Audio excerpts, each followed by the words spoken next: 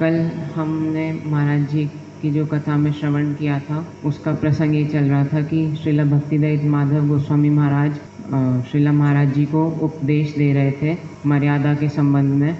तो उसमें बताया था कि किस प्रकार से जो मधुसूदन ब्रह्मचारी और श्री बटकृष्ण ब्रह्मचारी हैं, वो आपसे मठवास में, आपसे आयु में और शिक्षाओं में आपसे बड़े हैं। तो यदि आपको उनको गलती को ठीक करना भी है तो किस प्रकार से उनको बताना हो, कैसी मर्यादा रखनी चाहिए। तो उसमें सबसे पहले उदाहरण दिया एक रामानुजाचार्य जी के शिष्य का, कि कैसे जो वो शिष्य था उसका जन्मजात स्वभाव था कि बहुत अधिक चोरी करता था। और ऐसा भी नहीं थे माता पिता ने ऐसे संस्कार दिए हों या फिर माता पिता ने किसी चीज़ की कमी करी हो। घर पे डांट भी बहुत अधिक पड़ती थी, पर जन्मजात ऐसा स्वभाव था कि चोरी करता ही था। आपका जन्मजात स्वभाव कोई है, पता चलता है अपने आप को? है। कौन सा? बहुत अधिक सोना। बहुत अधिक सोना जन्मजात स्वभाव है। कितने घंटे सोते हो? 8 घंटे। और अगर 12 घंटे मिल जाए तो भी सो जाऊंगा। तो भी सो जाऊंगा। 18 घंटे? नहीं, इतना नहीं। इतना नहीं। आप लोगों ने कितना, कोई बताओ कितना, सबसे अधिक कितना सोते हुए देखा किसी को? देखा किसी को ज्यादा सोते हुए? ना, नहीं देखा है। आकाश क्या, फिर आगे बोलो। 2 दिन पूरा सोया रहा, उठा ही नहीं बिल्कुल भी, मल मूत्र त्याग करने के लिए भी उठा नहीं। 48 आवर्स आकाश।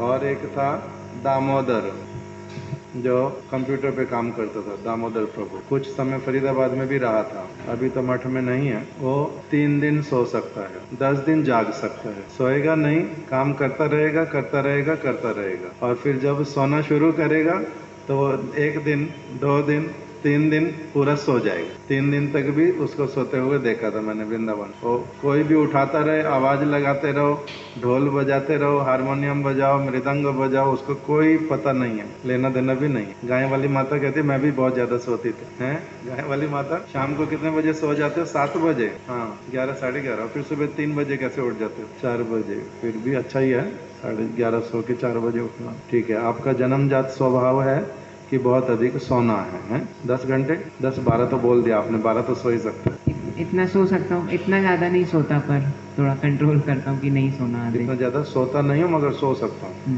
और कोई खराब जन्मजात स्वभाव? इसमें कम से कम किसी को हानि नहीं है, अपना सोया पड़ा रहे, हमारा क्या। किसी को परेशानी तो नहीं करते। एक प्रभु जी थे ऐसे वाले जो हमारे साथ कुछ समय रहते थे महाराज जी की सेवा में। वो सोता है, मैं तब भी दुखी होता हूँ बहुत अधिक, वो उठता है, मैं तब भी बहुत दुखी होता हूँ। क्यों? वो जब सोता रहेगा तो क्या करेगा? खराटे मारेगा बहुत अधिक, और जब उठ जाएगा ऐसे आप कुछ ना कुछ उठने के साथ ही साथ में शोर मचाना शुरू। तो मैं कहता था इसको कहूँ अगर सोता रहे वो भी खराब, इसको कहता हूँ उठ जा वो भी खराब। इसको इसके साथ नहीं रहना ही अच्छा, बस इतना ही। ऐसे वाले भी होते हैं। ठीक है, अब कथा बताओ। और कोई जन्मजात स्वभाव आपको अपना नहीं पता? अधिक सोते हो, ये एक जन्मजात स्वभाव। और कोई स्वभाव नहीं पता जन्मजात, जो कि माता जी का ना हो, पिताजी का ना हो, भाई का ना हो, आपका हो? आलस्य है। वो तो उसी में आ गया। चलो आप अपनी कथा बताओ फिर कल वाली। फिर जानबूझ के लोग बताते नहीं है अपनी कमियां, इतना आसान थोड़ा ना अपनी चीज बताना। पता होने पर भी सिर्फ राम नहीं, मेरा अपना भी वही, हम लोगों के अलग अलग प्रकार के दोष होते हैं जो कि दुष्कृतियों के फलस्वरूप आते हैं। पूर्व जन्मों में हमने दुष्कृतियां की, खराब कार्य किए। पूर्व जन्मों में अच्छे कार्य करने से कुछ भगवान की तरफ और भक्तों की तरफ मति लगी, उनका संग मिल गया, उस तरफ कुछ मति लगी। किंतु दुष्कृतियां भी हैं पूर्व जन्मों की, उसके कारण फिर हमारा क्या है? खराब अपने स्वभाव भी हैं। इच्छा करने से भी बहुत बार उनको दूर करना बड़ा कठिन होता है। जैसे हमारे महाराज जी बोलते थे कि मेरे को ये स्मरण ही नहीं है कि कभी ऐसा दिन जीवन में आया हो जब हम ब्रह्म मुहूर्त से पहले उठ नहीं गए। पता ही नहीं है कि उसके बाद उठना होता है, ये क्या बात होती है। ब्रह्म मुहूर्त में सब समय उठ ही जाते थे, ये स्वभाव था। दूसरा, मंगल आरती से पहले आने का सब समय हो गया है, मंत्र जप करना। उठ गए हैं, स्नान हो गया है, उसके बाद में मंत्र जप हो गया है। मंगल आरती में सबसे पहले उन्होंने पहुंच जाना 15-20 मिनट पहले, सबसे कहीं पर भी क्यों नहीं है, चाहे दिल्ली में हो, चंडीगढ़ में हो, वृंदावन हो, पूरी हो, जहां मर्जी हो, 15-20 मिनट पहले आरती में अपना पहुंच जाएंगे। वो वहां पर पहुंच करके अपने आप से, क्योंकि सुबह सुबह शांति है सभी जगह पर ही, शोर नहीं है, तो इसलिए वहां पर जा कर के भागवत के श्लोकों को बोलना प्रारंभ करेंगे और कृष्ण लीला से संबंधित श्लोक जो हैं उसको जोर जोर से उच्चारण करेंगे। और लोग उसी को सुन करके उठते थे कि मंगल आरती का समय हो गया। महाराज जी वहाँ पहुँच गए। अब वो जो लोग हैं वो अभी उनका नींद खुल रहा है कि कहाँ जाना है, मंगल आरती में जाना है। और महाराज जी पहले से स्नान करके भी अपना तैयार है और बोलते थे कि मैंने अपने कपड़े धोने नित्य प्रति। बंगाल के जो लोग हैं अभी तक भी उन लोगों का स्वभाव है, जे स्नान करने जाएंगे साथ साथ में जो पहले वाले कपड़े हैं वो धो देंगे। कपड़े अभी बाल्टी में डाल देने, बाद में साबुन डाल करके रखेंगे, भिगोएंगे, धोएंगे। अधिकांश लोगों का अभी भी वैसे वाला स्वभाव नहीं है। जिस छोटा बच्चा भी क्यों ना हो, वो अपने आप ही अपने कपड़े उतारेगा, स्नान करेगा, स्नान करने से पहले अपने कपड़े धो देगा, धो करके रख देगा, फिर जा करके पूरा स्नान करेगा और बाहर आ जाएगा स्नान करके। तो महाराज जी बोलते थे मैंने कपड़े हमारे, कहते अब तुम लोग आ गए हो, हम हो गए बहुत वृद्ध, किंतु पहले कपड़े भिगोना क्या होता है हमारे को पता नहीं। और दूसरा, कपड़े किसी ने धोते हुए मेरे को कभी जीवन में देखा हो, ऐसा कभी नहीं हुआ। हमारा स्नान सबसे पहले हो जाता है, कपड़े भी उसी समय धुलना हो जाता है, कपड़े रस्सी पर डालना भी हो जाता है। तो जो भक्त लोग साथ में रहते थे वो बोलते थे कि आप कपड़े धोते कब हो ये कभी भी दिखाई नहीं देता, केवल कभी कभी आप कपड़े उतारते हो सूखे हुए रस्सी से, ये दिखाई देता। तो ये अब ये क्या है, अब हम लोग इस प्रकार का संस्कार इच्छा भी करने से जल्दी सो जाएंगे, जल्दी उठ जाएंगे, हम भी ऐसे करेंगे, ये होती नहीं कई चीज़ें, बहुत प्रयास करते करते भी नहीं होती। क्यों? क्योंकि ये हमारे कुछ कुछ ऐसे वाले संस्कार जो कि पहले से चले आ रहे, सुनने से भी समझने से भी उसका लाभ, ब्रह्म मुहूर्त में उठने का लाभ है, उस समय हरि नाम करने का लाभ है, उस समय चित्त जिस प्रकार का शांत रहता है, उस समय जो चीज़ स्मरण करूँगा, पढ़ूँगा, उस समय जो हरि नाम करूँगा, वो बहुत अच्छा समय। इसलिए उस समय को बोलते हैं अमृत वेला। प्रातः काल का समय जो है उसका नाम क्या है, अमृत वेला। मतलब उस समय जो है प्रकृति भी भगवान की इच्छा से उस समय वो अमृत की वर्षा करती है, अमृत उस समय मिलता है। किंतु अभी आजकल तो विशेष करके सब लोगों का जो लाइफ स्टाइल, उसमें लोगों का सोना होता है किसी का 12 बजे, किसी का 1 बजे, किसी का 2 बजे। अगर कोई भी काम ना हो, जो दायित्वहीन लोग, अगर कुछ भी काम ना हो और सिर पे डंडा ना हो, तो फिर दिन में सोते कब, रात में सोना, फ़ोन देखते देखते देखते देखते 2-4 घंटे खराब कर दो, और फिर उठते समय 11 बजे उठो, 12 बजे उठो, तब उसके बाद में अभी ये वाला काम है वो वाला काम है थोड़ा थोड़ा करने जाते हैं। तो इसीलिए क्या होता है, उसके द्वारा जो उनका अमृत बेला जो है वो उनका चला गया, लाभ नहीं ले पाए। सुबह सूर्य उदित होएगा, उसका दर्शन, उससे पहले ही उठ करके तैयार होना, इसका जो लाभ है, उस समय मंत्र जप करने का जो विशेष लाभ है, चित्त उस समय जो स्थिर रहता है, ये सारी चीज़ से व्यक्ति क्या हो गया, वंचित हो गया, उसका लाभ नहीं उठा पाया। समय तो आया अमृत बेला, किंतु उसका लाभ अगर नहीं उठाता तो फिर क्या हो जाता है, हानि होती। इसीलिए जो उस समय को अगर कोई उपयोग करता है, उस प्रकार का उसका अगर अभ्यास बनता है, तब अलग प्रकार का जीवन होता है, उसका सोचना, विचार करना, वो सब अलग प्रकार का होता है। किंतु हम लोगों का पूर्व संस्कारों के कारण, और अभी फिर कई लोगों की परिस्थिति वश भी, दुकान कब तक खोलनी पड़ेगी, अगर जितेंद्र प्रभु दुकान कब तक खोलनी पड़ेगी, 11 बजे तक, बताओ, ये भी दुकान है, 11 बजे तक खोलनी पड़ेगी। इसीलिए सारा कुछ असुविधाजनक अलग वाला। अब दुकान से 11 बजे आएंगे, फिर उसके बाद सोते सोते समय जाएगा, कब उठेंगे ब्रह्म मुहूर्त में 3:30 बजे, क्या बोल रहे हैं, अच्छा 9 साढ़े 9 बंद करते, सोते कितने बजे हो? 11:30 12। भाई अलग अलग स्थितियाँ, ठीक है। हमारा अपना विषय बोलते हैं, कथा वाला बोलो। तो जो ये रामानुजाचार्य जी का शिष्य था तो वो आश्रम में आ गया। उसके बाद भी वो चोरी का स्वभाव नहीं जा रहा था। कभी कभी भगवान के आभूषण या फिर आश्रम की कोई वस्तु उसको चुरा लेता था। पर बाद में रामानुजाचार्य कुछ कुछ शिक्षाएं देते रहते थे और तब भी वो देख रहे थे कि कुछ ना कुछ सामान इधर उधर हो ही जाता था। इसके बाद रामानुजाचार्य जी ने शास्त्रों से 2 उदाहरण बताए, एक ब्रह्मस्वहरण और एक देवस्वहरण का। तो और एक होता है राजस्व अपहरण। श्री चैतन्य महाप्रभु ने बताया, ये जो राजस्व अपहरण करता है उसका 2-3 तरह का उसका अपहरण करना अपने आप हो जाता है। राजस्व अपहरण समझते हैं? 2 तो हमने पहले सुन लिए, पहले आप ये वाले 2 बता दो, तीसरा मैं बताऊंगा। ब्रह्मस्व, पहले देवस्व। हाँ, देवस्वहरण में देवस्व अपहरण, अपहरण सुदामा जी का। इसमें एक बार जब देवस्व अपहरण मतलब भगवान के लिए कोई वस्तु किसी ने दी। ऐसे तो इन रियलिटी सब कुछ भगवान का है। उसको जो नहीं मानता कि सब कुछ भगवान का है, जो ये बात नहीं मानता है और जो सब कुछ भगवान के लिए उपयोग नहीं करता है, वो सारे के सारे लोग ही क्या हैं? देवस्व अपहरणकारी। सारे के सारे लोग। बाहर से हमें क्या लगेगा? हमने कभी चोरी किया ही नहीं किसी चीज का, हमारा ऐसा संस्कार नहीं है, ऐसे चोरी नहीं की। किंतु तब भी चोरी भी होती है। बहुत सारे लोग जो टैक्स चोरी करते हैं उनको कभी ये लगता ही नहीं कि हम चोरी करते हैं। जब फिर सरकार जो है कोई अगर पॉलिसी लाती है बहुत अलग प्रकार की, तब उनके जब जोर पड़ता है, थोड़ा सा देना पड़ता, तब हाहाकार करते, हमें देना पड़। तो तुम पहले चोरी कर रहे थे उल्टा, और देना तो पहले दिन से चाहिए था। अभी अगर देना पड़ रहा तुम्हारे को, हाहाकार क्यों करनी है? क्योंकि अभ्यास क्या बन गया? टैक्स चोरी करने का, इसलिए हाहाकार करते हैं। इसी प्रकार से इन रियलिटी सारा कुछ किसका है? भगवान का। भगवान ने भगवद गीता में बता दिया अपने मुख से, भोक्ताराम यज्ञ तपसाम सर्वलोक महेश्वरम। मैं कौन हूँ?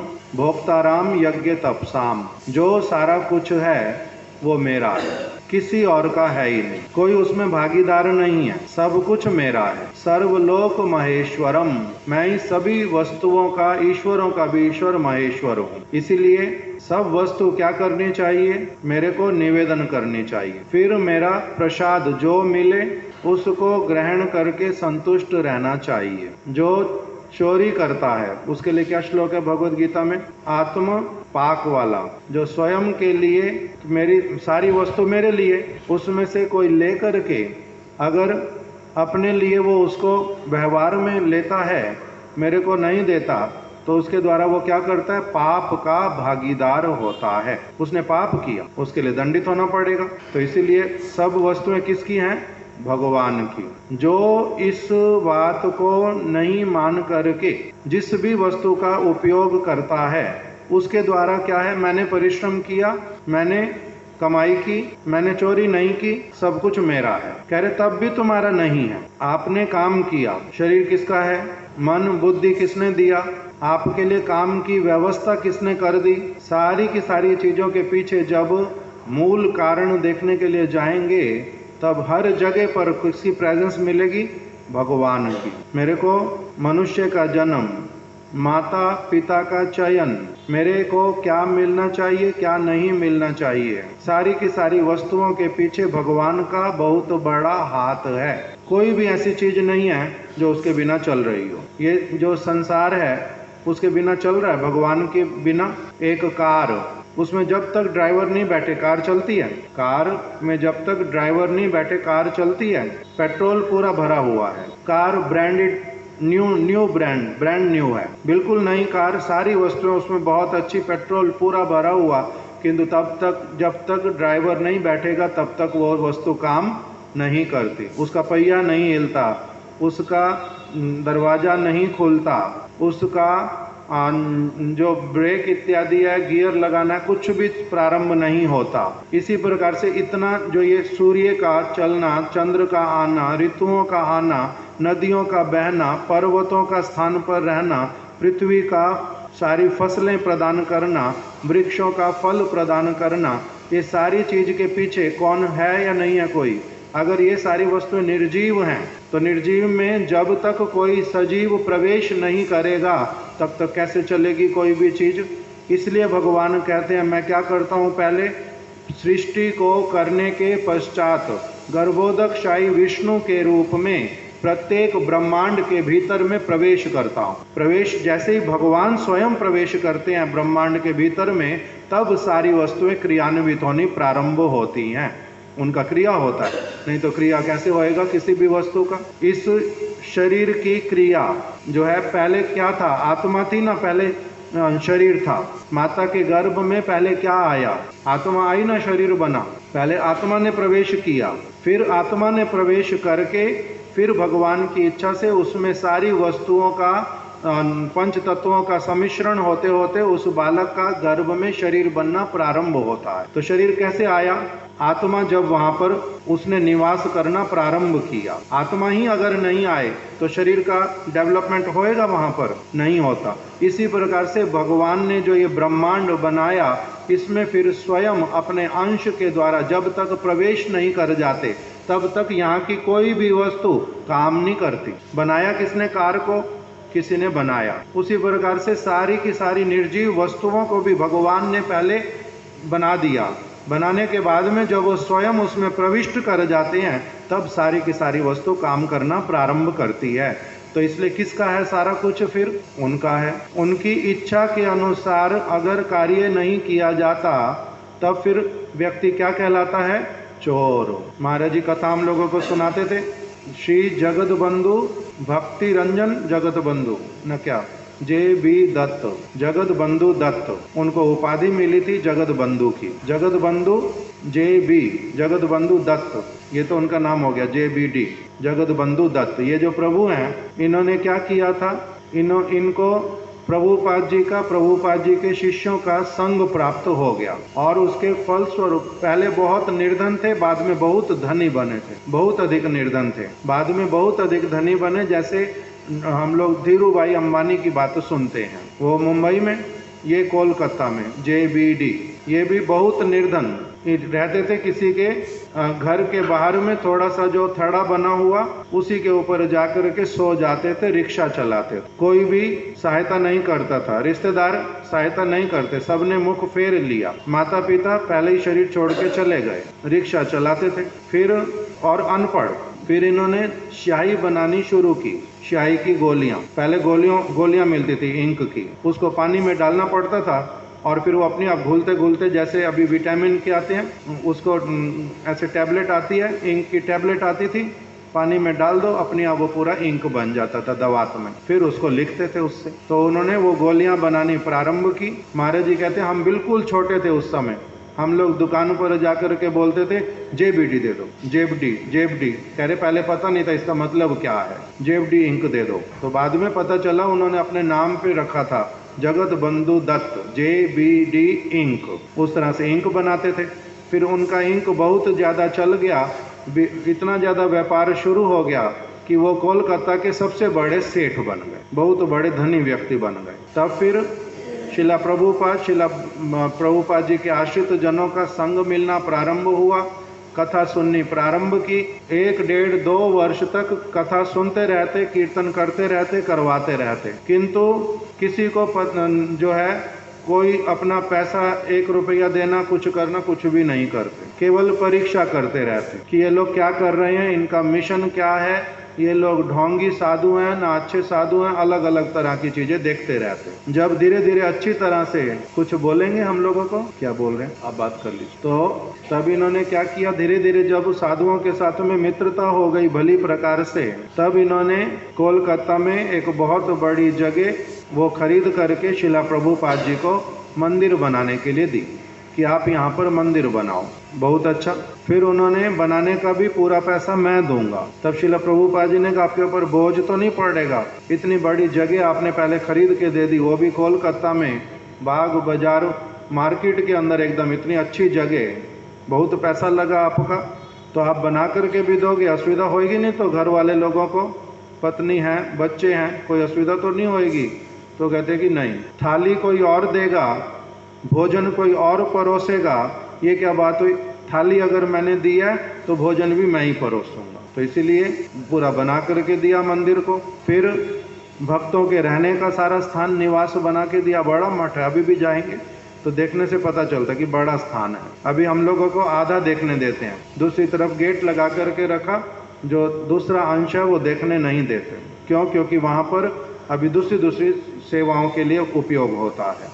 जो भी हो, बड़ा स्थान। तो जब पूरा बन गया, उत्सव प्रारंभ हुआ, तो कहते हैं कि प्रणामी भी और उत्सव भी पूरा मैं करूंगा। 1 महीना उत्सव किया था वहाँ पर प्रभुपाद जी ने। और प्रत्येक दिन किसी बहुत बड़े व्यक्ति को, जो कोई डॉक्टर है, कोई पॉलिटिशियन है, कोई जज है, अलग अलग लोगों को एक एक दिन सभापति बनाते थे। तो एक दिन एक जज का जो है कथा, वो सभापति हैं, उन्होंने अपनी कथा में बोल दिया कि जगत बंधु प्रभु जो हैं ये बहुत बड़े दाता, इतना बड़ा स्थान, इतना बड़ा मंदिर, और फिर इतना अच्छी तरह से जो ये उत्सव कर रहे हैं 1 महीने का, जगत बंधु प्रभु जो है बहुत बड़े दाता। उन्होंने बोल दिया जज ने, किसी ने कुछ तो बोला नहीं। जगत, उनकी कथा जब पूरी हो गई तो जगत बंधु प्रभु खड़े हो गए और क्या कहने लगे कि प्रभुपाद, मेरी इच्छा है जो मैं भी कुछ बोलूं। बहुत अच्छा, आज तक तो आपने कुछ बोला नहीं, बोलो, बहुत अच्छा है। तो उन्होंने बोला जी, जज साहब जो हैं ऐसे तो ये बहुत बुद्धिमान व्यक्ति, पढ़े लिखे व्यक्ति, मैं हूँ अनपढ़ व्यक्ति, और ये जजमेंट देते होंगे तभी तो इतने बड़ी पोस्ट पर हैं, किंतु मेरे विषय में जो इन्होंने जजमेंट दी उसमें भूल है, गलती है। इन्होंने कहा जगत बंधु जो प्रभु हैं वो बड़े दाता हैं, मैं किंतु दाता नहीं हूँ। भगवान की सारी चीज और भगवान की सेवा में ही लग गई। इसमें मेरा अगर क्रेडिट है वो क्या है? केवल कि मैंने उसमें से चोरी नहीं की। जो भगवान की वस्तु, मैंने भगवान की वस्तु भगवान की सेवा में नियोजित कर दी, मैंने चोरी नहीं की, ये तो मेरा क्रेडिट है, किंतु मैं दाता हूँ, ये बात गलत। क्यों? भगवान जिनकी सारी वस्तु उन्हीं को देने पर मैं दाता बन गया, मैं दाता नहीं। इस प्रकार की बात उन्होंने बोल दी। प्रभुपाद जी ने प्रशंसा किया बहुत अधिक कि ऐसे पढ़े लिखे नहीं, किंतु साधु संग से ये सारी चीज समझ आती है। और जो व्यक्ति संसार में पढ़ते लिखते भी हैं बहुत अधिक, उनको भी ये बात समझ में नहीं आती, उनको भी ये बात समझ में नहीं आती। भोक्ताराम यज्ञ तपसाम सर्वलोक महेश्वरम, कि भगवान कह रहे हैं मैं कौन हूँ? मैं ही सारी वस्तुओं को का भोक्ता हूँ। ये बात सुनने पर भी, गीता बहुत बार लोगों को पढ़ने पर भी ये वाला विचार स्पष्ट होता नहीं। तो इसलिए जो भी व्यक्ति इस भगवान की वाणी को नहीं लेकर के उसके भावार्थ को नहीं समझता और उनके द्वारा दी गई विधि और नीति का पालन नहीं करता, वो सारे के सारे लोग क्या कहलाते हैं? देवस्व अपहरणकारी। उसका लाभ, हानि क्या होता है? फिर हानि क्या होता है देवस्व अपहरण करने का? बाद में उसको कष्ट भोगना पड़ता है, जैसे सुदामा जी का देखा। सुदामा जी कितने जन्म तक बताया था? ये भी 7 जन्म तक अंततः एकदम से कैसा रहना पड़ेगा? बिल्कुल निर्धन, भिक्षा मांगने से भी मिलेगी नहीं और भिक्षा मांगने की योग्यता भी चली जाएगी। कुत्ते को भिक्षा मांगनी आती है, सुअर को, सांप को नहीं आती। इसलिए जो देवस्व अपहरण करता है उसको फिर निम्न योनियों में जाना पड़ता, क्योंकि पाप किया, पाप के फलस्वरूप निम्न योनियों में गति होती है। अब बहुत सारे लोग बोल देते हैं हम लोग तो अगले जन्म को मानते ही नहीं है, यही जन्म है, यहीं पर सारा कुछ है, यहीं पर लेना देना है, उसके बाद किसने देखा है? बोलते हैं सब वाला, नहीं बोलते उसके बाद किसने देखा है। किंतु भगवान भगवद गीता में बोल रहे हैं क्या नहीं देखा है? तुम्हारा पुनर्जन्म होगा और पापमय योनियों में मेरे द्वारा धकेल दिए जाएंगे। प्रकृति के नियम जो हैं वो बड़े कड़े हैं, उससे कोई भी व्यक्ति नहीं बच सकता। प्रकृति का नियम ढीलम ढाल नहीं है। यहाँ पर क्या है? आतंकवादी आया मुंबई में, कसाब इत्यादि, उन्होंने बहुत सारे लोगों को मार डाला, बहुत सारी हानि पहुंचाई, उसके बाद में उसको कारागार में बिठा दो।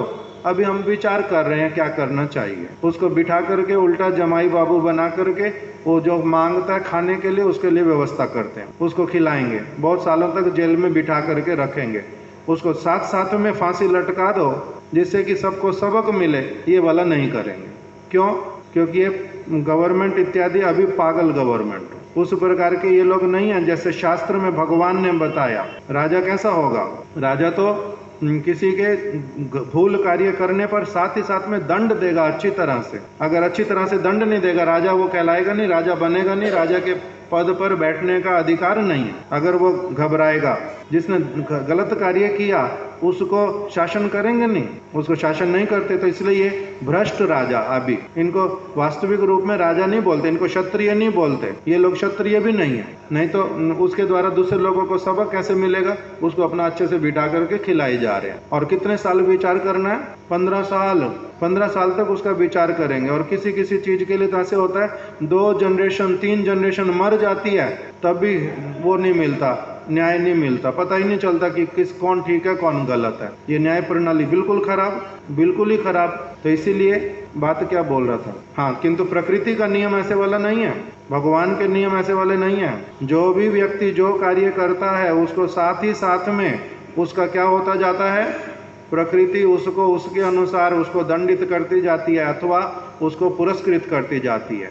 इसलिए भगवान कह रहे हैं कि अगर देवस्व अपहरण किया, मैं सब वस्तुओं का भोक्ता हूँ, मेरी ही सारी, हम सर्वस्व प्रभवो, सब कुछ मेरा है। आप इसी बात को बोलते हैं कि देखो अभी इंदिरा गांधी ने बोला मेरा बहुत कुछ है, कहाँ है इंदिरा गांधी? अभी सामान सारा किसका हो गया? पहले राजीव ने बोला मेरा है, राजीव भी चला गया। कुछ कमी होती है, कुछ बढ़ोतरी होती है, अभी आगे बोलते हैं हमारा है। जब ये भी मर जाएंगे सारे तब किसका रहेगा? भगवान की वस्तु को भगवान से कोई भी नहीं छीन सकता। उसी के बीच में हमारे को केवल आने का अवसर मिलता है कि हम चोरी करते, ना कि अच्छे वाले सेवक बनते। जो अच्छे वाला सेवक बनता उसका अलग प्रकार का प्रमोशन होता जाता है, जो नहीं बनता उसका निम्न योनियों में भ्रमण करो। ये भगवद गीता में उपदेश किया भगवान ने। तो इसलिए देवस्व अपहरण का फल क्या है? उसके द्वारा बहुत निर्धन बनना पड़ता, उसके द्वारा निम्न योनियों में भ्रमण करना पड़ता। ये एक हो गया। दूसरा बताओ। दूसरा देवस्व अपहरण का जो उदाहरण दिया था वो राजा नृग, उन्होंने वो ब्रह्मस्व अपहरण का आपको स्पष्टता नहीं है। हाँ, ब्रह्मस्व अपहरण का। तो इसमें जो उदाहरण दिया था कहाँ पर है? वो ये था कि गलती से उन्होंने जो गाय दान करी थी वो दूसरे ब्राह्मण को कर दी थी। जो गाय थी वो फिर से बोल दो। इसके बाद उदाहरण दिया था ब्रह्मस्व अपहरण का। तो राजा नृग का उदाहरण दिया था। तो उन्होंने 2 ब्राह्मणों को गाय दान करी थी। वो जो गाय थी वो एक्सचेंज हो गई थी किसी कारण से। एक्सचेंज नहीं, एक्सचेंज बोलते हैं उसको। एक्सचेंज तो एक चीज लिया दूसरी चीज दिया। अच्छा, एक्सचेंज नहीं हुआ।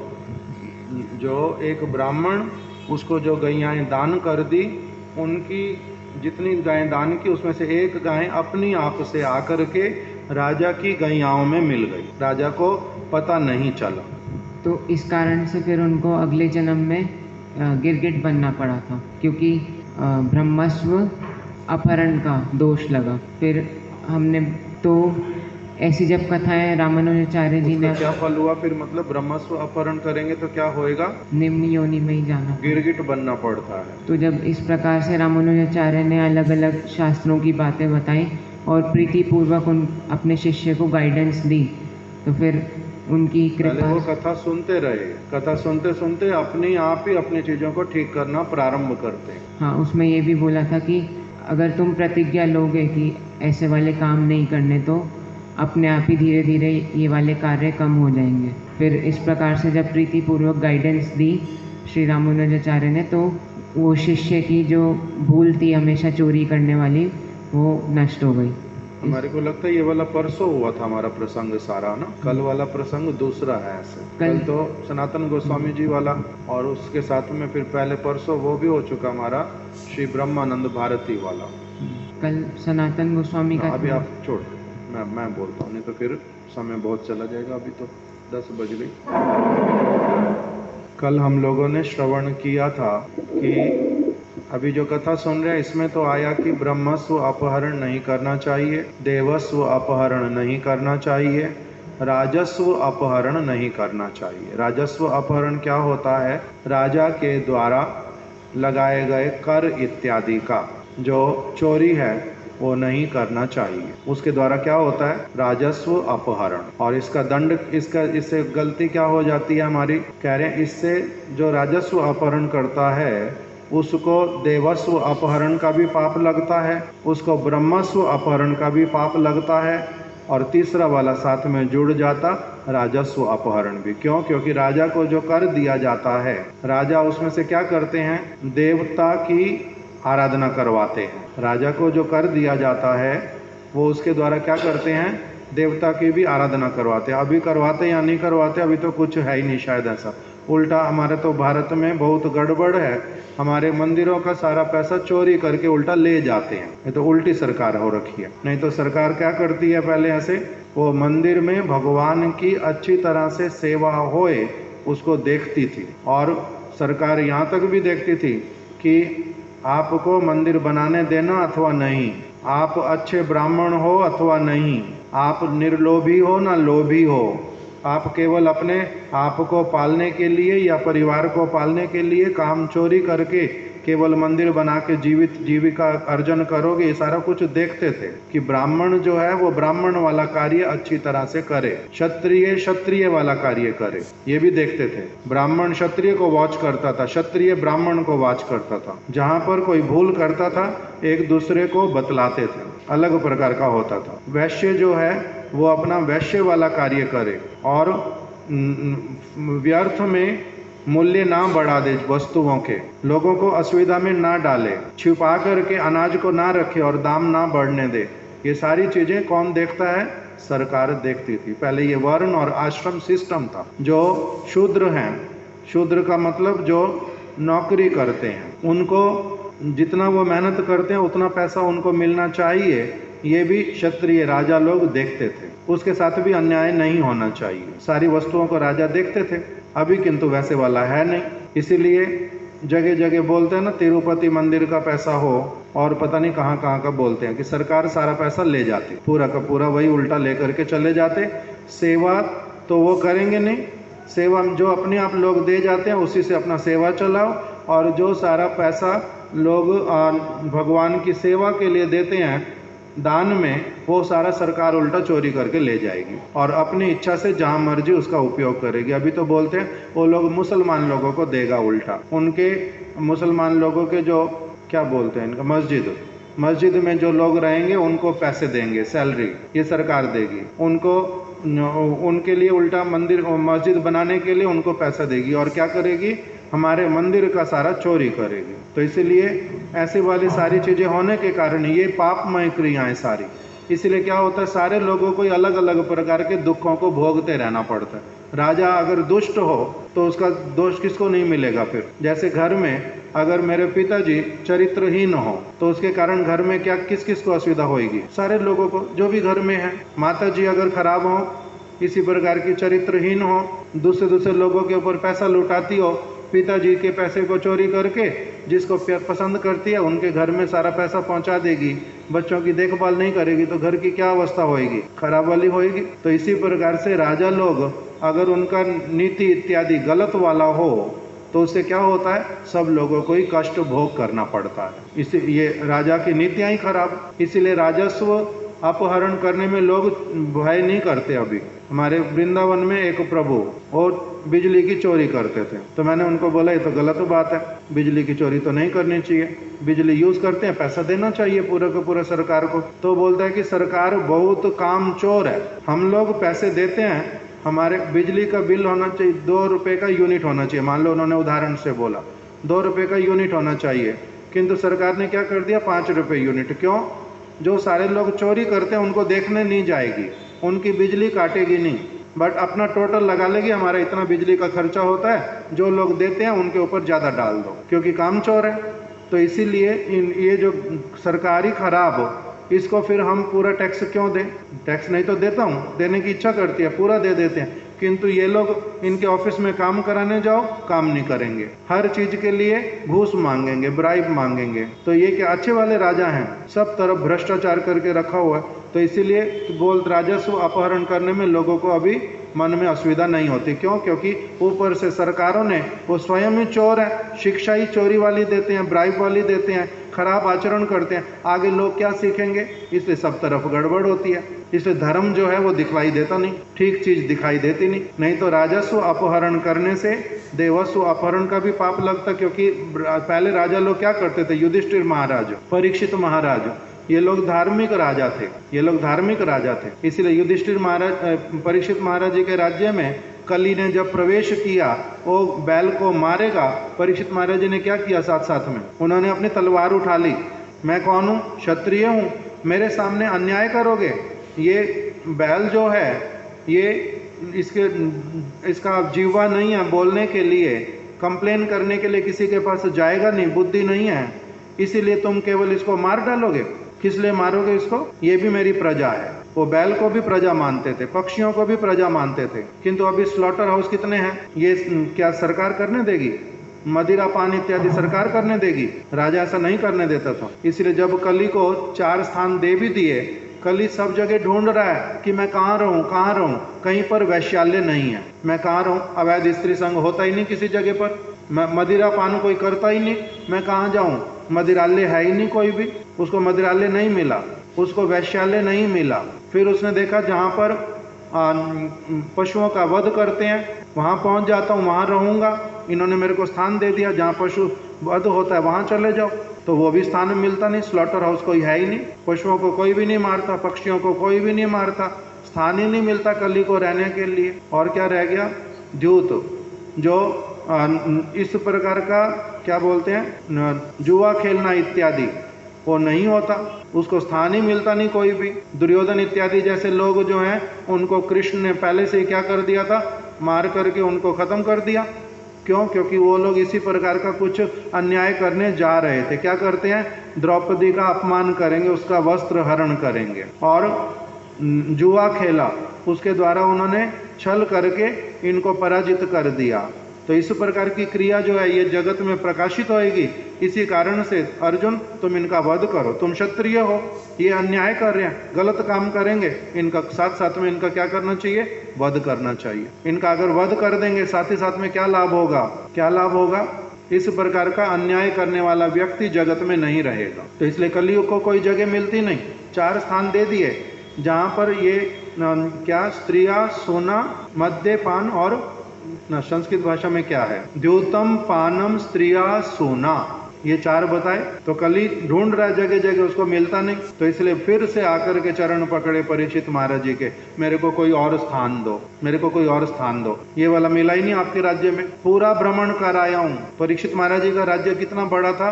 पूरा संसार। आपके यहाँ पर मेरे को कहीं वैश्यालय मिला नहीं, कहीं पर मदिरालय मिला नहीं, कहीं पर अवैध स्त्री संघ वाला ये सारा कुछ नहीं मिल रहा, कहाँ जाऊं? तब इसलिए फिर स्थान एक और दो, एक और दो। तब उन्होंने क्या कहा? स्वर्ण, सोना जो है जाओ वो ले लो। फिर उनको जगह जगह रहने का स्थान मिला, और उसी के द्वारा फिर उन्होंने अपने 4 और स्थान भी कली ने क्या किए? बढ़ाए। अभी देखो जगह जगह पर आपको नहर पार जाओ, घर नहीं बने, घर कोई नहीं है, केवल प्लॉट कटे हैं, किंतु हर कोने में आपको शराब की दुकान बड़ी अच्छी वाली मिल जाएगी। सरकार ऐसे काम करने देगी? हम अगर उनके बच्चे हैं, वो राजा हैं, हम उनके बच्चे हैं, हम गलत आदत बनाएंगे कि हमें शराब पीनी है, मेरे पिताजी पीने देगा मेरे को शराब, उसकी व्यवस्था करेगा, अच्छा कोई बात नहीं, बस टैक्स थोड़ा सा ज़्यादा दे दो, शराब जितनी पीनी पी लो, बनाने देंगे? पीने देंगे पिताजी? नहीं पीने देंगे। राजा तो पिता होता है, किंतु अभी पिता नहीं है ये लोग, असुर, इसलिए अलग स्थिति है। जगह जगह दिल्ली में जाओ, मुंबई में जाओ, रेड लाइट एरिया मिल जाएंगे। ये लाइसेंस्ड वैश्यालय है, जिसको जाना जाओ, पैसे दो, जो मर्जी करो, हमें कोई लेना देना नहीं है। ब्राह्मण कहेगा मैं भगवान का भजन नहीं करूंगा, हमारे को कोई लेना देना नहीं, हम धर्म के विषय में निरपेक्ष है। मरो, तुम अगले जन्म में नरक में जाओ, तुम्हारे हजारों जन्म तुम्हारे पशु पक्षी योनि में जाओ, हमारे को कोई चिंता नहीं, मरने दो। हमारे को तो सिर्फ इतनी बात करो हमारे से कि हमारे को टैक्स कैसे दोगे और हमारे लिए कुछ कुछ काम कर दो, बस बात खत्म। इसको सरकार नहीं बोलते, इसको पिता नहीं बोलते, इसलिए ये कलयुग है, इसलिए सारा कुछ गड़बड़। इसलिए राजस्व अपहरण इत्यादि आजकल कोई मायने रखता नहीं। और जो देवस्व अपहरण ये वाला सरकारें सारी करते करते, इसलिए पाप करने की प्रवृत्तियां बढ़ती जाती है, सारा कुछ गड़बड़ होता है, पूरा सिस्टम जो है वो खराब हो जाता। वैदिक रीति ऐसी वाली नहीं। इसलिए श्री चैतन्य महाप्रभु ने क्या कहा, इसको, इन सारी चीजों को समाप्त करना और इसको अवॉइड करना भी डिफिकल्ट है। ऐसी परिस्थिति है, काल का प्रभाव है। जैसे गर्मी आ गई है, अभी गर्मी को पूरे संसार में से एसी चला करके हटा पाएंगे? कमरे में तो हटा सकता हूँ, किंतु पूरा खत्म कर दूंगा, नहीं हो सकता। तो इसीलिए उन्होंने उपाय दिया कि आप लोग क्या करो, कीर्तनिया सदा हरि, भगवान की शरण लो, और जो ये सारे स्थान है कली के, इनसे क्या करो, पूर्ण रूप में अपनी दूरी बना करके रखो।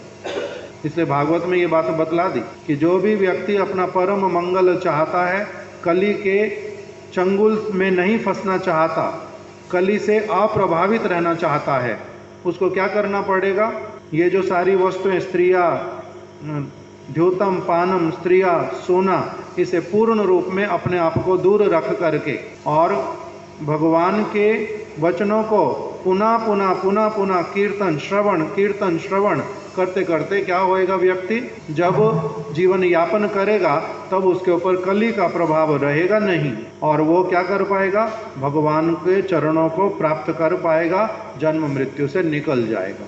नहीं तो अभी सरकार के ऊपर भी विश्वास नहीं कर सकते, सरकारें भी खराब, वो हमारे को शिक्षा देंगी, हमारा मंगल सोचेंगी, कभी भी नहीं होएगा। अभी बांग्लादेश में क्या हुआ, सरकार थी, पुलिस थी, सारा कुछ ही था, किंतु तब भी क्या हुआ, हिंदुओं को मार मार के खत्म कर दिया। सरकार के ऊपर विश्वास कर सकते, इसलिए फिर नहीं कर सकते, किसी के ऊपर विश्वास नहीं कर सकते। इसलिए स्वयं को ही क्या करना पड़ता है, अगर आपके हाथ में कुछ भी ना हो तब क्या करेंगे। शिला भक्ति रक्षक श्रीधर गोस्वामी महाराज जी उदाहरण देते हैं, वो बोलते हैं प्लेग आ गया, प्लेग मतलब महामारी, ऐसी बीमारी जो छुआछूत की बीमारी है, बस किसी को भी स्पर्श करेगी साथ से, जैसे कोरोना, और दूसरे को पकड़ता ही जाएगा।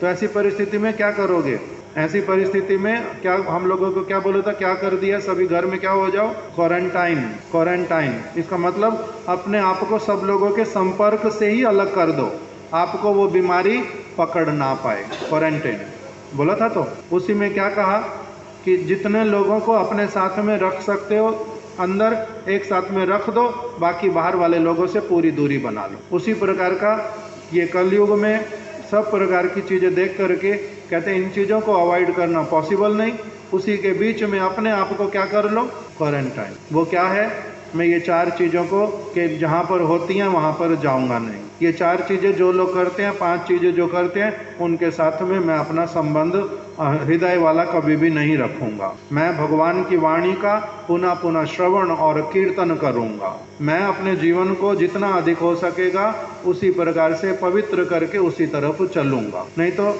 अभी ये राजस्व अपहरण, देवस्व अपहरण, इनका बहुत अधिक चर्चा करने से भी सरकारें ऊपर से लेकर के नीचे तक इसमें कोई साथ नहीं देती, और अधिकांश ब्राह्मण, साधु वेशधारी अधिकांश लोग, वो भी सारे के सारे कैसे वाले हैं, बिल्कुल भ्रष्ट। इसीलिए किसी चीज़ के ऊपर भी विश्वास करना होता नहीं। चैतन्य महाप्रभु ने इसलिए वो आदेश कर दिया, क्या करो, और सब चीज़ों को छोड़ करके भक्ति करो। दान, व्रत, तपस्या अनेक चीज़ों से होता नहीं, भक्ति करने से होएगा। उस प्रकार की सारी बात बोली। उसी में भी फिर हरि नाम संकीर्तन सर्वश्रेष्ठ, उसी को करो, चित्त अपना शुद्ध रखो, भगवान की कथा कीर्तन में अपने आप को निमग्न रखो, इस प्रकार का सारा उपदेश कर दी। तो ये चीज़ें तो हो गई, देवस्व अपहरण, ब्रह्मस्व अपहरण और राजस्व अपहरण। नहीं तो राजा लोग पहले क्या करते थे, उल्टा ब्राह्मण को कभी भी अपने खाने की, पीने की, रहने की चिंता नहीं करनी पड़ती थी, उसको कुछ भी नहीं करना। उसने करना क्या है, ठीक रूप में ब्राह्मण वाला जो कार्य है वो करेगा, मतलब पठन, पाठन, यजन, याजन, दान, प्रतिग्रह, ये 6 चीज़ें उनके लिए बताई थी, वो करते थे।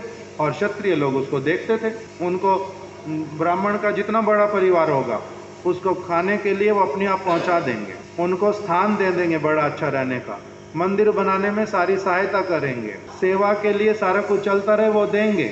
इसलिए ब्राह्मण किस में लगा रहता था? भगवत गीता में भगवान ने क्या क्या बोला है, भगवान की नीति क्या है, मेरे को अच्छी तरह से समझना, दूसरे लोगों को भी सबको वही की वही नीतियाँ उल्टा सिखानी। इसी को बोलते थे पहले शास्त्रीय भाषा में कि ब्राह्मण जो है वो सोसाइटी के क्या है?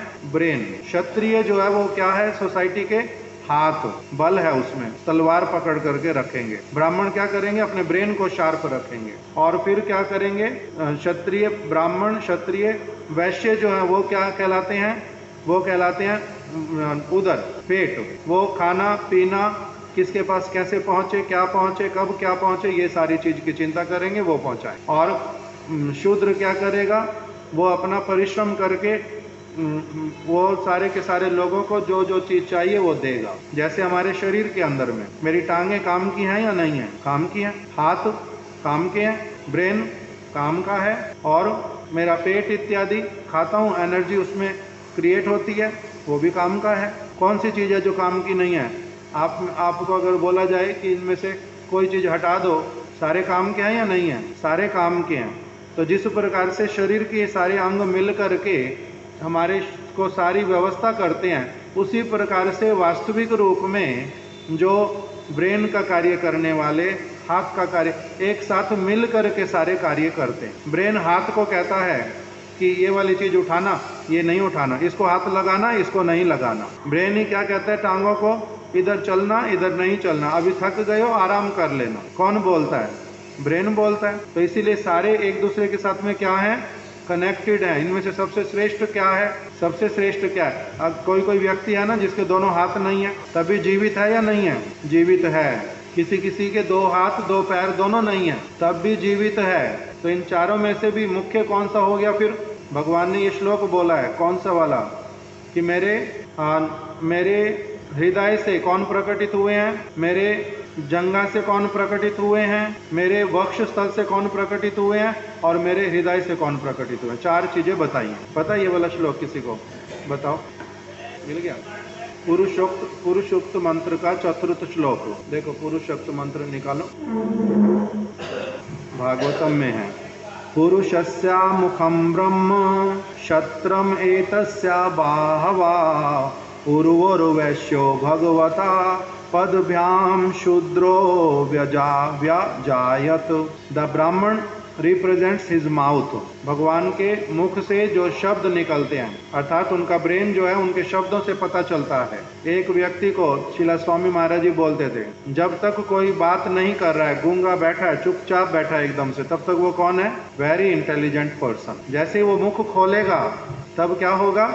पता चलेगा कि वो कितना इंटेलिजेंट है या फुलिश है। मुख जब तक बंद है तब तक कैसे बोलो इंटेलिजेंट है या नहीं है, बुद्धिमान है या नहीं है, कैसे पता चले? इसीलिए जो पहले परीक्षा करते थे कि देखते हैं बुद्धिमान है या नहीं है, उसके सामने मिलने से ही कुछ ना कुछ प्रश्न रख देते थे। इस विषय में आपका क्या विचार है, इसके विषय में आप क्या कहते हैं? शिला स्वामी महाराज जी के सामने किसी ने प्रश्न रखा, भगवान के विषय में आपका क्या विचार है? अगर हमारे सामने प्रश्न रखे, हम क्या उत्तर देंगे? भगवान के विषय में आपका क्या विचार है, क्या उत्तर देंगे? रुचि दीदी, इतने दिनों तक भगवान की बात सुनते हो, भक्त हो, कथा सुनते हो, बोलो कुछ ना कुछ। सर्वव्यापक हो, मेरे को दिखाई देता नहीं? सर्वव्यापक हमारे आराध्य हैं, ऐसा नहीं। शिला स्वामी महाराज जी को जब पूछा कि आपका भगवान के विषय में क्या विचार है, वो कहते हैं कि this is a foolish question. मेरा और भगवान के विषय में विचार? मेरा कैसे विचार हो सकता है भगवान के विषय में? मैं मनुष्य हूँ, मैं बहुत कम बुद्धिमान हूँ, मैं कभी भी मरने वाला व्यक्ति हूँ, मरणशील हूँ, मैं बहुत सारी गलतियां करने वाला व्यक्ति हूँ, और मेरे से पूछ रहे हो? आप पागल हो ना क्या? मेरे से पूछ रहे हो कि मेरा भगवान के विषय में क्या विचार है? मेरा भगवान के विषय में क्या विचार हो सकता है? कुछ भी नहीं। भगवान अपने विषय में अपना विचार बताते हैं, वो मैं बता सकता हूँ। भगवान अपने विषय में विचार बता रहे हैं कि वो कौन है, मैं बताऊं? मैं तो मरणशील प्राणी हूँ, मैं भूल करने वाला प्राणी हूँ, मैंने कितनी तरह की जीवन में भूल की है, मैं कभी भी मर सकता हूँ, और मेरे से पूछ रहे हो भगवान के विषय में आपका क्या विचार है? प्रश्न उचित स्थान पर करना चाहिए। मेरे से क्यों प्रश्न किया? भगवान के विषय में मेरा क्या विचार है? मेरे को क्या पता मेरा क्या विचार? मेरा विचार अगर कुछ भी बोलूंगा वो भूल होएगा। मेरा कोई विचार नहीं है भगवान के विषय में। भगवान ने अपने विषय में जो बतलाया है, मेरा उस विषय में विश्वास होता है इसीलिए मेरा उनके विषय में मैं अपने मन के अनुसार मत बनाऊं। मेरा मत कैसे हो सकता है भगवान के विषय में? हमारे महाराज जी को शिला भक्ति रक्षक श्रीधर गोस्वामी महाराज जी ने एक दिन पूछा, श्री चैतन्य महाप्रभु के विषय में आपका क्या मत है? वही का वही प्रश्न है या नहीं है? किसी रिपोर्टर ने शिला स्वामी महाराज जी से पूछा, और महाराज जी से किसने पूछा? शिला श्रीधर गोस्वामी महाराज जी ने। श्री चैतन्य महाप्रभु के विषय में आपका क्या मत है? महाराज जी ने साथ साथ में उत्तर दिया। छोटे हैं बहुत, अभी नए नए भक्त बने थे महाराज जी। महाराज जी ने उत्तर दिया, श्री चैतन्य महाप्रभु के विषय में मेरा अपना मत तो कुछ भी नहीं। मैंने उनको कभी देखा नहीं, अभी कभी उनसे मिला नहीं, उनके विषय में अधिक मैंने पढ़ा लिखा भी नहीं अभी तक। मेरा उनके विषय में अपना मत तो है नहीं, किंतु जो अभी तक गुरु जी से और वैष्णवों से सुना है चैतन्य महाप्रभु के विषय में, वो मैं आपको थोड़ा थोड़ा बता देता हूँ। वो बता दिया। अपना मत, मेरा क्या मत हो सकता है उस विषय में? और हम लोग कैसे वाले हैं? आपका इनके विषय में क्या मत है? गुरु जी के विषय में क्या मत है? गौर किशोरदास बाबा जी महाराज जी के विषय में हम लोग मत लगाने अपने बैठ भी जाते फिर साथ साथ में। क्यों? क्योंकि हम लोगों को अपनी स्थिति का पता ही नहीं चलता, कुछ भी, इतने पागल है। तो इसलिए यहाँ पर भगवान बोल रहे हैं, जो ब्राह्मण हैं वो मेरे मुख से प्रकटित होते हैं, और क्षत्रिय मेरी भुजाओं से, और वैश्य जो हैं वो मेरी जंघा से, और शूद्र जो हैं वो मेरे पैरों से। इसका मतलब ये नहीं है कि इसमें से कोई चीज मेरे लिए उपयोगी नहीं है, सारे उपयोगी हैं, बशर्ते वो ये समझें कि उनका स्वधर्म क्या है। इससे भगवान इस चीज को जोर देते हैं, अर्जुन को बोल रहे हैं बार बार कि तुम्हारा स्वधर्म क्या है? तुम कौन हो? क्षत्रिय। जब क्षत्रिय के पद पर बैठे हो, राज घराने में तुम्हारा जन्म हुआ, क्षत्रिय वाला जो कार्य है, क्या कार्य है क्या कार्य नहीं है, क्या उचित क्या अनुचित, इसको सीखो। इसलिए क्षत्रिय वाला कार्य करो। और अभी क्या, किसी को भी नहीं पता कि मैं हूं ही कौन। मैं ब्राह्मण की कैटेगरी में आता हूं, ना क्षत्रिय की कैटेगरी में, ना शूद्र की कैटेगरी, मैं कौन सी कैटेगरी में यही भी नहीं पता। इसलिए कार्य भी निर्धारित होता नहीं। अपना कर्तव्य अकर्तव्य मेरा क्या है, पता ही नहीं है कुछ भी। नहीं तो क्या होगा, जैसे अब अगर डॉक्टर के पास जाओगे, कहोगे मेरे को ना 2 किलो लोहा दे दो, डॉक्टर क्या कहेगा? दिमाग खराब है, कहाँ पर आए हो लोहे की बात करने के लिए? लोहे के पास, लोहे वाली दुकान पर जाओ।